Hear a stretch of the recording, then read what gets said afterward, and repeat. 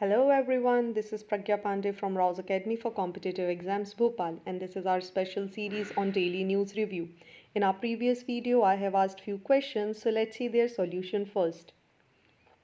And the first question was, which institution released the World Economic Situation and Prospect 2023 report? And correct answer is United Nations. Next question was, Odisha port city, which was seen in the news recently, located in which of the following country? And correct answer is Ukraine. And the third question, which I have asked you about the taxation, is one of the most cost effective measures to reduce demand for tobacco products discuss. देखिए कल ही इससे related एक बहुत अच्छा article भी publish हुआ था जिसको हमने एडिटोरियल में बहुत ब्रीफली डिस्कस किया था। उसी के बिहाफ पे ये क्वेश्चन आपके लिए यहाँ तैयार किया गया है। चलिए बात कर लेते हैं इसको किस तरीके से हमें लिखना होगा। जब हम टोबैको की बात करते हैं तो ये एक रॉ मटेरियल की तरह इसका यूज़ किया जाता है सिगरेट में, बीड़ी में और जितनी भी टोबैको से रिलेटेड प्रोडक्ट्स होते हैं।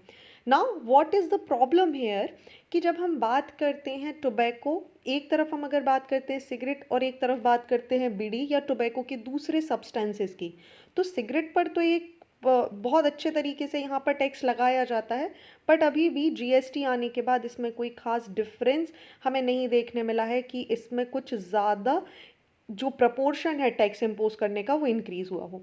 वहीं अगर हम बीड़ी की बात करें तो कंपैरेटिव टू सिगरेट जो इस पर लगने वाला टैक्स है वो बहुत ही ज़्यादा कम है।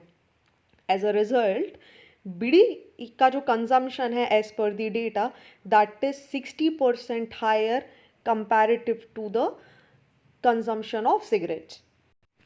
So what is the issue here? अगर हम बात करें तो जिस तरीके से अगर टैक्स रेट इंक्रीज होगा टोबैको पे या उसके प्रोडक्ट्स पर, सो रिजल्ट क्या होगा? उसका एक प्रपोर्शन यहाँ पर उसका अमाउंट ज़्यादा हो जाएगा, वो महंगा ज़्यादा हो जाएगा, रिजल्टेड इनटू कि जो स्मोकर्स हैं उनका जो परसेंटेज है वो हमें यहाँ पर कम देखने के लिए मिलेगा। But when we are talking about tobacco, we are also talking about tobacco and the all related products here. So do not get confused that we are only talking about cigarettes here, but we are talking about cigarettes, bidi and any other thing. Also what will happen, इसके एक और फ़ायदे क्या होंगे? जब हम tax increase यहाँ पर कर देंगे, कॉस्ट इफेक्टिव मेजर्स ये कैसे बनकर आ सकता है? इट विल रिजल्टेड इनटू जो हेल्थ बर्डन और इकोनॉमिक बर्डन है सोसाइटी के ऊपर because of the consumption of tobacco, जिसकी वजह से कैंसर देखने के लिए मिलता है और प्रेशर बन जाता है गवर्नमेंट के ऊपर कि वो इन पेशेंट्स की देखभाल करे, इनके ऊपर पैसा खर्च करे। So rather what government can do, government can increase the gst, government can increase and put it into some different kind of category in the hazardous category or something, जहाँ पर ये health hazardous पे जो tax है, ऐसी जो चीज़ें हैं इनके कंजम्पशन पर जो टैक्स है वो ज़्यादा लगाया जाए। सो इस तरीके से फ़ायदा क्या होगा? देखिए जब इस पर टैक्स ज़्यादा लगा दिया जाएगा, it will resulted in to कि बहुत कम ही लोग इसको परचेज कर पाएंगे और इस टैक्स का उपयोग सरकार कर सकती है कैंसर ट्रीटमेंट या दूसरी हेल्थ एक्टिविटीज़ में। इस एडिशनल टैक्स का जो यहाँ लगाया जा रहा है उसका यूज़ कर सकती है। सो it will directly help the government कि उनके ऊपर जो हेल्थ बर्डन है वो बर्डन ना बनकर उसको यहाँ पर रिड्यूस किया जा सके।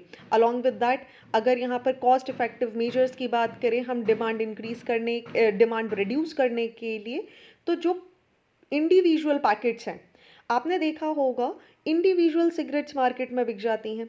सो कुछ इस तरीके का चेक एंड बैलेंस मेजर करने की आवश्यकता है जहाँ पे ये इंडिविजुअल जो सिगरेट्स हैं ये मार्केट में नहीं बिक पाए। What will happen? अब एक व्यक्ति को पूरा पैकेट खरीदना पड़ेगा, that will be very costly. For example that this packet will consist of around 10 cigarettes and it is approximately 560 or 570 rupees. So this 560 or 570 rupee will be more. Now what happened, अगर कोई individual cigarette खरीद रहा है तो they are purchasing in somewhat of 10 rupees 12 rupees और something like that.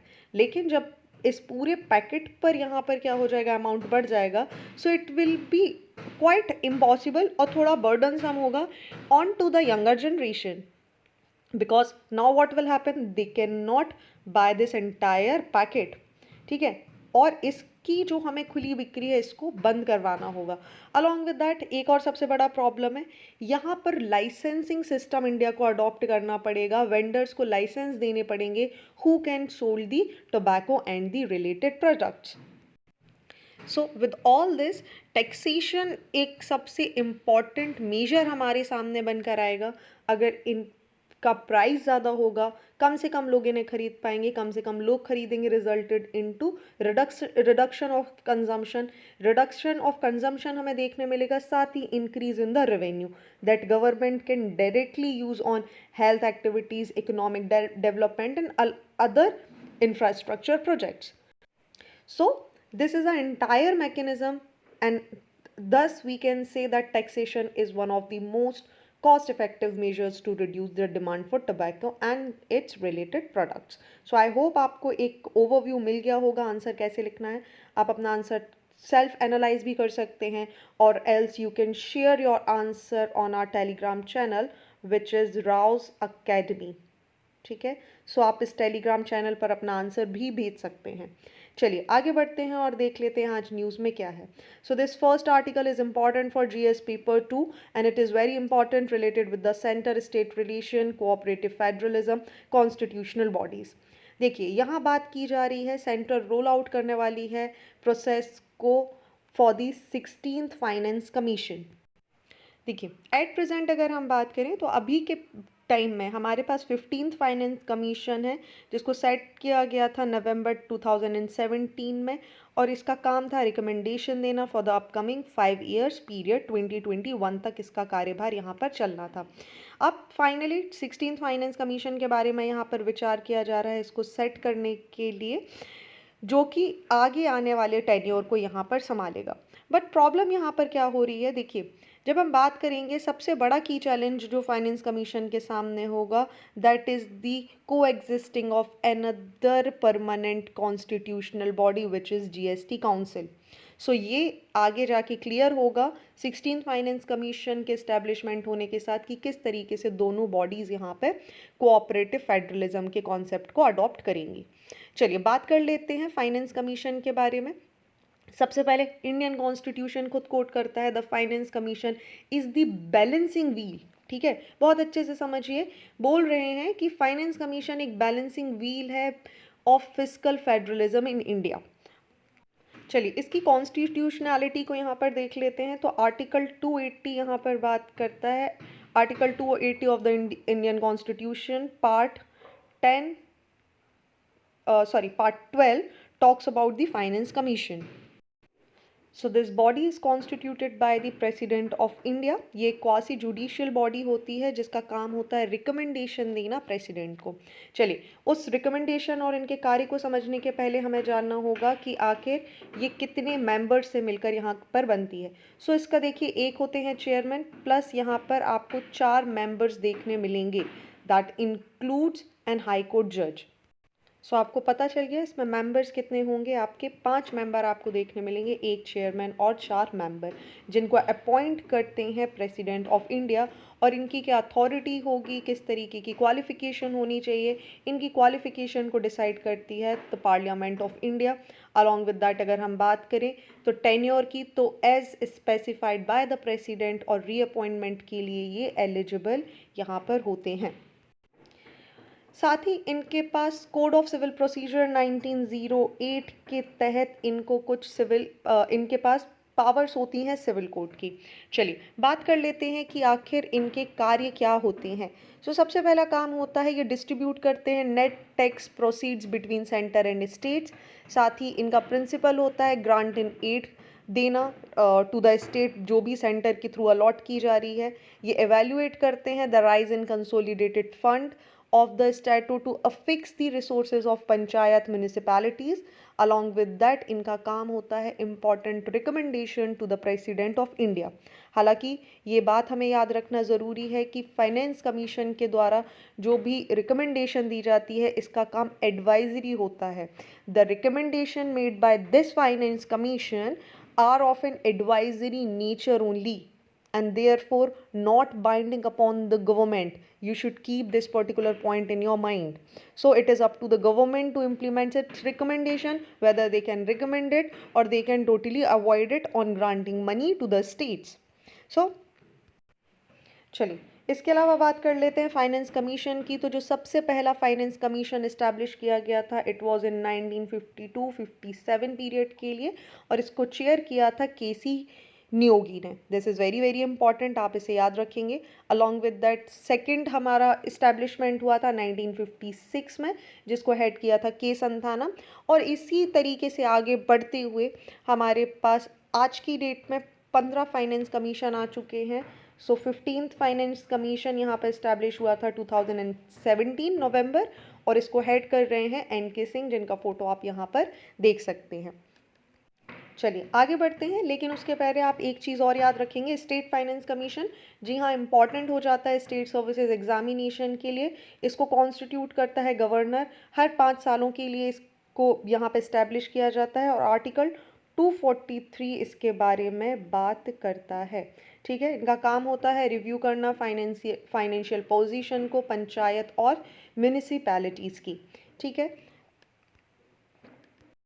चलिए देखते हैं अगले आर्टिकल की तरफ, which is important for GS paper 3। Agriculture के लिए बहुत ज़्यादा इंपॉर्टेंट हो जाता है, और यहाँ बात की जा रही है India's millet revolution and related challenges. चलिए बात करें अगर हम Food and Agriculture Organization of the United Nations, इन्होंने डिक्लेयर किया है 2023 को as the millet international year for millets, और इसको रिकमेंड करने वाली जो इंस्टीट्यूशन थी वो थी हमारी गवर्नमेंट ऑफ इंडिया।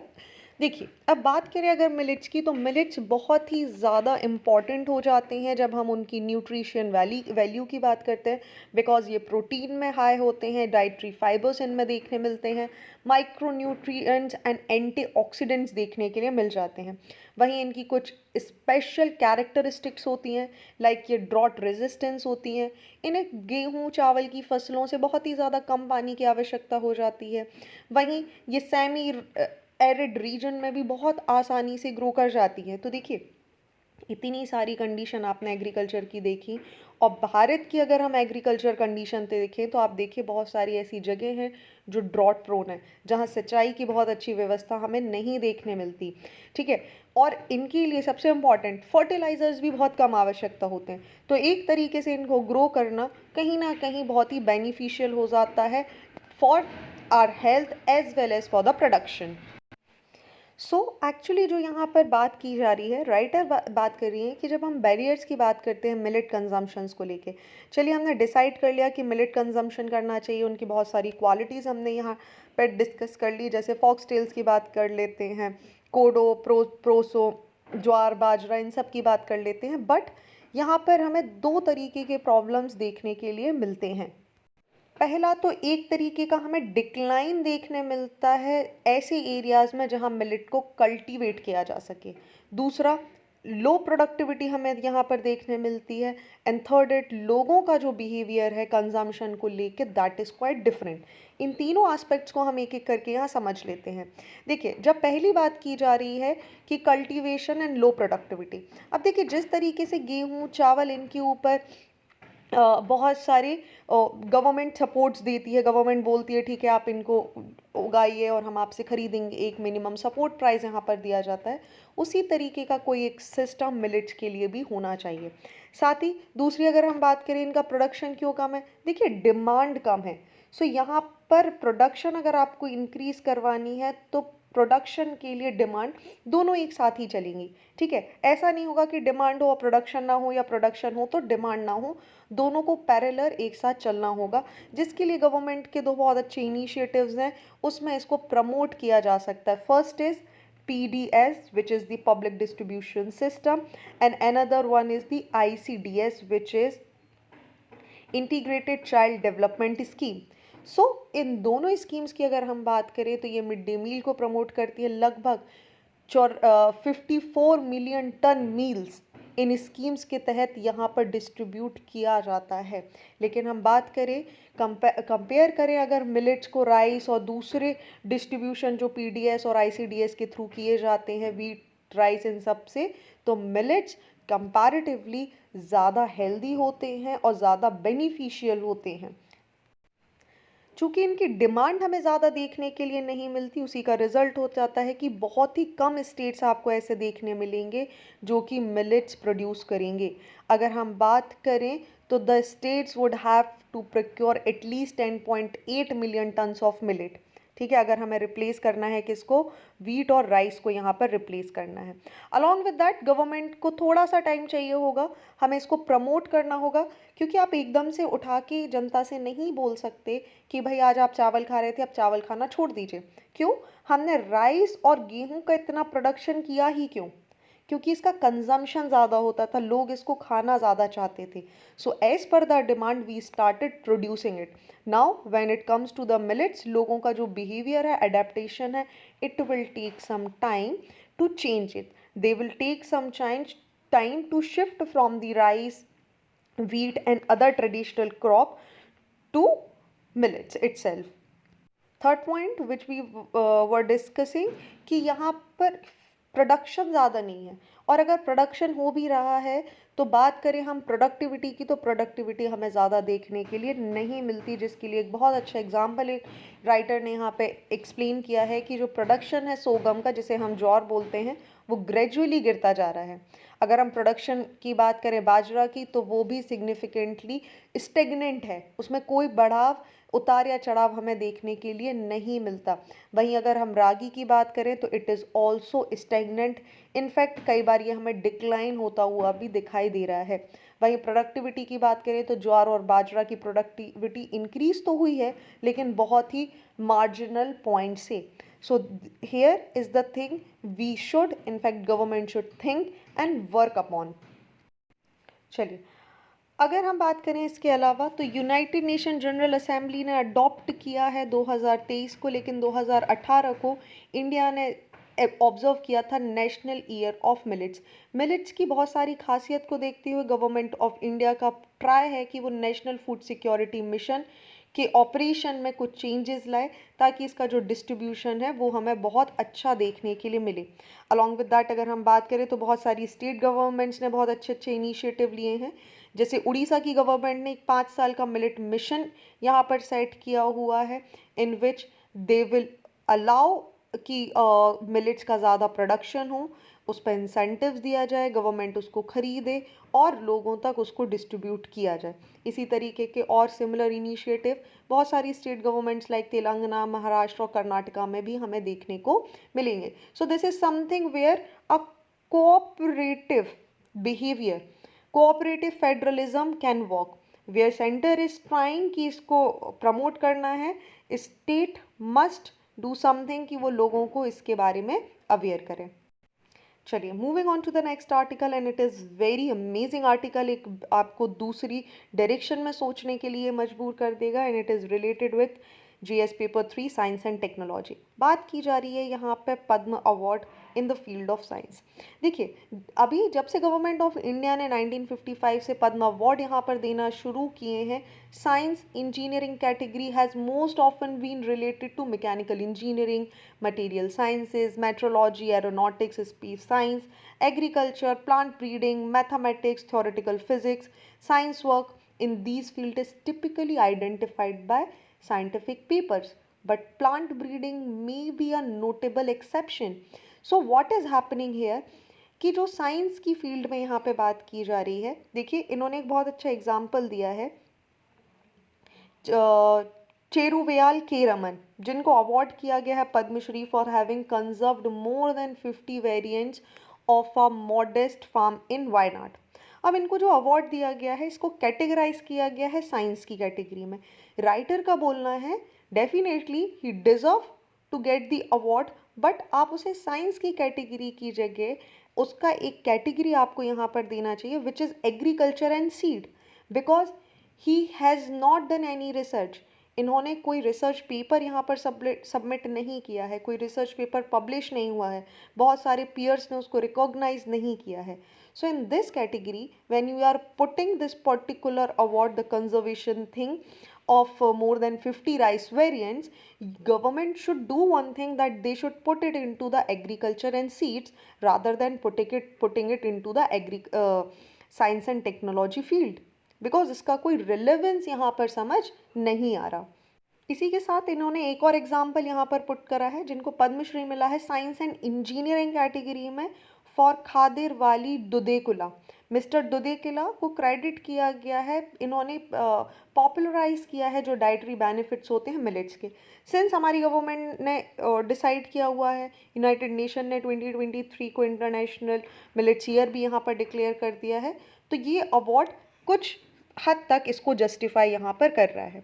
अब देखिए राइटर का बोलना क्या है कि ये जो अवार्ड दिया गया है डाइटरी बेनिफिट्स ऑफ मिलेट, इसमें इन्होंने बताया है कि इनका परसेप्शन है जो साइंटिफिकली ड्यूबियस यहाँ पर नज़र आता है, कि कंज्यूमिंग मिलेट, आप कंज्यूम करेंगे मिलेट्स को तो ये प्रिवेंट और क्योर कर सकता है बहुत सारे कैंसर्स को, डायबिटीज़ को, polycystic ovarian syndrome, which is also known as, and nowadays it is very common among women and young girls, it's PCOS, and avoiding the consumption of milk, eggs and non-vegetarian food. So writer again क्या highlight करने की कोशिश कर रहे हैं, ये जो award science and engineering की कैटेगरी में दिया है, नो डाउट अवार्ड मिलना सही है, मिलेट्स के डेफिनेटली बेनिफिट्स होंगे, बट आप इसकी वजह से कंजम्पशन ऑफ मिल्क, एग और नॉन वेजिटेरियन फूड की क्वालिटी को यहाँ क्वेश्चन मार्क नहीं कर सकते, क्योंकि इसके ऊपर कोई रिसर्च एज सच नहीं हुई है, कोई रिसर्च पब्लिकेशन नहीं हुई है जो क्लेम करे और इसको ऑथेंटिकेट यहाँ पर करे। ठीक है, सो this is again they are questioning कि it is our time and it is very important and it is very sensitive कि जो medical intervention है उसको यहाँ पर क्वेश्चन मार्क नहीं किया जाए। सो प्रॉब्लम यहाँ पर ये क्या बताने की कोशिश कर रहे हैं कि हमें ऐसे किसी भी ऑल्टरनेटिव सिस्टम को यहाँ पे सेलिब्रेट नहीं करना चाहिए जो साइंस में लोगों के ट्रस्ट को कॉम्प्रोमाइज़ कर दे किसी भी तरीके से, क्योंकि जब बात की जाती है साइंस की तो ये टेस्टेड मेडिसिन्स होती हैं जिन पर रिसर्च किया जाता है, सालों साल इन पर मेहनत की जाती है, इनकी टेस्टिंग की जाती है और फाइनली जाके इनको निकाला जाता है, इनका महत्व लोगों को बताया जाता है, जो कि हमने पैंडमिक और एपिडेमिक सिचुएशंस में यहाँ पर देखा। नाउ व्हाट विल हैपन, जब हम बात करते हैं increasing access and the consumption of millet could help India reduce its frightening prevalence of anemia, but going from here to claiming prophylactic and therapeutic effects against cancer is a big leap, we can say, and certainly requires security. So this is something that is alarming, the writer is saying here कि इसके लिए एक different category होना चाहिए. We should not be confused when we are talking about science and technology and we are giving awards in different seeds and agriculture category. So writer is concluding with a very good point here कि जब भी Padma awards दिए जाते हैं in category of science and engineering, Indian government को ensure करना चाहिए कि ये जो क्लेम किए जा रहे हैं उनकी साइंटिफिक वैलिडिटी यहाँ पर है, क्योंकि जब आपने साइंस एंड इंजीनियरिंग की कैटेगरी में रखा है दैट मीन्स उस पर प्रॉपर रिसर्च हुई है, दैट मीन्स उसके ऊपर पूरा डिबेट हुआ है, उस रिसर्च पेपर को यहाँ पर सबमिट किया गया है, पब्लिश किया गया है और बहुत सारे लोगों ने उसको रिकॉग्निशन भी दिया है, बट ऐसा कुछ यहाँ होता हुआ नज़र नहीं आ रहा। तो this is something where the writer is putting question mark that government should do something here कि साइंस एंड इंजीनियरिंग कैटेगरी में इंश्योर करना चाहिए जो क्लेम किए जा रहे हैं वो साइंटिफिक हैं, वैलिड हैं और वो कुछ इस तरीके का भ्रम लोगों में ना फैलाएं जहाँ पर एक मिसट्रस्ट की कंडीशन दिखे। So see I told you it's a very amazing article और आपने इस डायरेक्शन में सोचा भी नहीं होगा जहाँ राइटर इस पूरे आर्टिकल को लेकर गए हैं। So it is very very important, आप चाहें तो न्यूज़पेपर का पूरा कटिंग लेकर अपने पास रख सकते हैं और in future science and tech के पेपर्स में इसका यहाँ पर इस्तेमाल कर सकते हैं। चलिए आगे बढ़ते हैं, और अगर आपने अब तक हमारे चैनल को लाइक नहीं किया है so do like our channel Rau's Academy for competitive exams. Also, if you want to give wings to your preparation, do visit Rouse Academy for competitive exams. We have 2 branches, one at Bhopal, one at Indore. आप साथ ही नीचे दिए गए इस QR code को scan कर सकते हैं और जानकारी ले सकते हैं in detail. So this next article is again very important and it is relevant with GS paper 2 social justice. देखिए यहाँ पे बात की जा रही है कि अगर हम कंपेयर करें at the end of last year लगभग 539 जो प्रिजनर्स थे उनको डेथ सेंटेंस यहाँ पर रो किया गया, डेथ सेंटेंस यहाँ पर उनको दिया गया है। कंपैरेटिव इस जो स्टडी को किया जा रहा है वो 2016 से कंपेयर किया जा रहा है। अगर हम 2016 की एक रिपोर्ट यहाँ पर देखें, स्टैटिक्स यहाँ पर देखें और 2022 की एक रिपोर्ट देखें तो इसमें बहुत ज़्यादा डिफरेंस देखने को मिलता है। देखिए सबसे पहले ये जो रिपोर्ट हुई है ये एक इंडिविजुअल रिपोर्ट है, इसको कंडक्ट किया है नेशनल लॉ यूनिवर्सिटी दिल्ली ने, ठीक है। इसका प्रोजेक्ट 39A इसको नाम दिया गया है और इन्होंने एनालाइज किया है जिस डेथ सेंटेंस की हम बात कर रहे हैं जिसको पूरी दुनिया में कंडेम किया जा रहा है, वहीं अभी बहुत सारी ऐसी एशियन कंट्रीज़ हैं जो क्या कर रही हैं, डेथ सेंटेंस को पूरी तरीके से यहाँ पर ख़त्म नहीं किया गया है।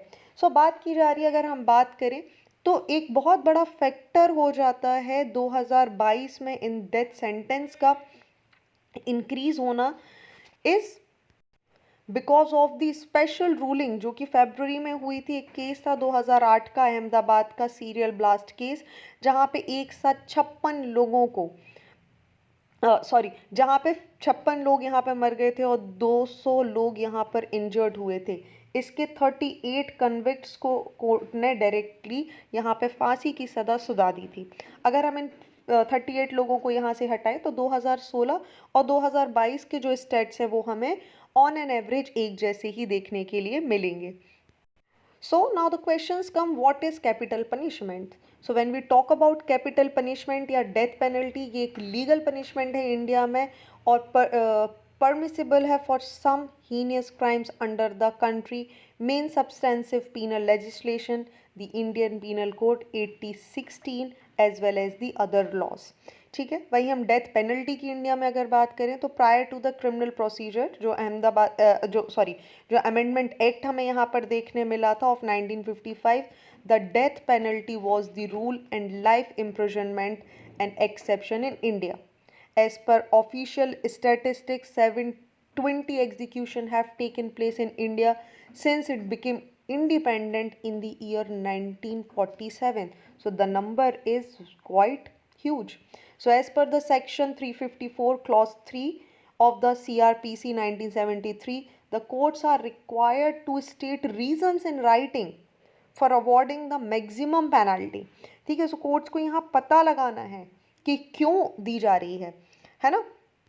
इसी तरीके से 2022 में सुप्रीम कोर्ट ने एक बहुत बड़ा कंसर्न दिखाया था। एक रिपोर्ट यहाँ पर आई थी जिसमें सुप्रीम कोर्ट ने एक्नॉलेज किया था जो इनहेरेंट गैप्स है with the current sentencing framework, ठीक है। अब यहाँ पर एक केस अगर हम बात करें, in the case of Manoj versus state of Madhya Pradesh, it has acknowledge the lack of an institutional framework to guide the process of compiling mitigation circumstances before considering the sentence in death penalty case and laid down guidelines for the collection of material relevant to the sentencing process। देखिए supreme जब भी किसी court में death sentence यहाँ पर allow किया जा रहा है, so what they should do, most जज do not adjourn the case to a future date to go through this, ठीक है। जैसे आपने मूवीज़ में देखा होगा फाइनल वर्डिक्ट आ जाता है और डायरेक्टली डिसाइड कर दिया जाता है कि इस व्यक्ति को डेथ सेंटेंस यहाँ पर दे दी गई है, but this should not be done. Reason कि as soon as the verdict of guilty is pronounced they ask counsel on both the side to argue on the sentencing. Result कि same day decision यहाँ पर आ जाता है जो कि violet करता है नेचुरल जस्टिस को, ठीक है, क्योंकि यहाँ पर कन्विक्ट्स के पास प्रॉपर मिटिगेशन के राइट्स नहीं रह पाते, उसके पास इतना समय नहीं हो पाता कि क्या क्या मिटिगेशन फैक्टर्स पर काम किया जा सकता है वो यहाँ पर देखें। सुप्रीम कोर्ट का यहाँ पर ये बोलना है कि एडवोकेट आप करिए, आप सेंटेंसिंग को सुनिए, ठीक है, सेंटेंस आप डेफिनेटली सुनिए, बट जो फाइनल वर्डिक्ट है उसके लिए थोड़ा सा समय लीजिए और फिर फाइनल वर्डिक्ट पर पहुंचिए। सो ये जो same day same decision same sentencing जो अलाउ करने का सिस्टम है वो यहाँ पर नहीं होना चाहिए, because this kind of system what they are implying कि whether we are doing reforms और are we into retribution? So retribution और रिफॉर्म्स दो बहुत ही डिफरेंट टर्म्स यहाँ पर हो जाती हैं। जब हम रिफॉर्म की यहाँ पर बात करते हैं तो डेथ पेनल्टी की वजह से आपको कोई खास रिफॉर्म यहाँ देखने के लिए नहीं मिलेगा। सॉरी, डेथ पेनल्टी की वजह से क्या होगा, रिफॉर्म आप कैसे कर सकते हो? एक व्यक्ति को आपने कोई सेंटेंस दी, उसको कोई सजा हुई, वो अपनी सज़ा यहाँ पे निभाएगा, लेकिन उसे रिफॉर्म करने का यहाँ पर चांस मिलेगा। ठीक है, एक प्रॉपर चांस उसे मिलेगा कि वो क्या करे, अपने आप को चेंज कर सकते हैं। उनके पास एक प्रॉपर टाइम होता है कि वो मिटिगेशन एफर्ट्स यहाँ पर लगा सकते हैं। बट अगर हम रेट्रीब्यूशन की बात करें तो यहाँ पर जो आर्ग्यूमेंट दिए जाते हैं बेसिकली कैपिटल पनिशमेंट को लेकर, वो रेट्रीब्यूटिव होते हैं। बिकॉज दे से कि जो पनिशमेंट होनी चाहिए वो उतनी ही इक्वलेंट होनी चाहिए और उतनी ही सीवियर होनी चाहिए जैसा क्राइम हुआ है, तभी एक सच्चा न्याय लोगों तक डिलीवर किया जा सकेगा। एंड ओनली देन जिसके साथ गलत हुआ है उनके परिवार वालों को यहाँ पर रिलैक्स मिलेगा और उन्हें लगेगा कि हाँ फाइनली कोई वर्डिक्ट यहाँ पर आया है। So also we should keep this in mind कि जो भी हमारे डिसीजन होते हैं वो रेट्रीब्यूटिव ना हो के रिफॉर्मेटिव होनी चाहिए। Only then we can address such issues. चलिए, so it's time for cool, and first news is Petr Pavel becomes the new president of Czech Republic. Next, the best tablets and marching contingent of the Republic Day parade has been declared. A panel of judges had adjudged Uttarakhand as the best state UT tableau. On January 30th, 2023, India observes Martyrs' Day or a Shahid Divas to pay tribute to all the freedom fighters who sacrificed their lives for the country. The day is also marked as the death anniversary of the nation's Bapu Mahatma Gandhi. Shahid Divas or Sarvyodaya Divas is celebrated in India in several times a year. On this particular day, on 30th January 1948, Mahatma Gandhi was assassinated in the Birla House when he was doing bhajan in New Delhi by Nathuram Godse. Next, scientists of NASA have recently detected the first gamma rays eclipse from a spider star system. The spider star system is a binary star system in which a super dense star spins quickly and eats another star. So it's a quiz time, and first question is, after China, which is the second country in the world to start the trade plus one, that is T1 settlement cycle. Next is Dilip Mahalnobis, who was awarded the Padma Vibhushan Award in 2023, is associated with which of the following profession? So you all know the drill. Correct answer आपको हमें comment section में बताना है, and stay tuned with us to know the correct answer. So आज के लिए बस इतना ही। Join our batches for UPSC MPPSC civil services examination. Thank you for watching this video. Do not forget to hit like button, comment your valuable feedback, and also press the subscribe button to never miss any updates. Please follow us on Instagram and Facebook. Links are given below in the description box. Thank you and see you tomorrow.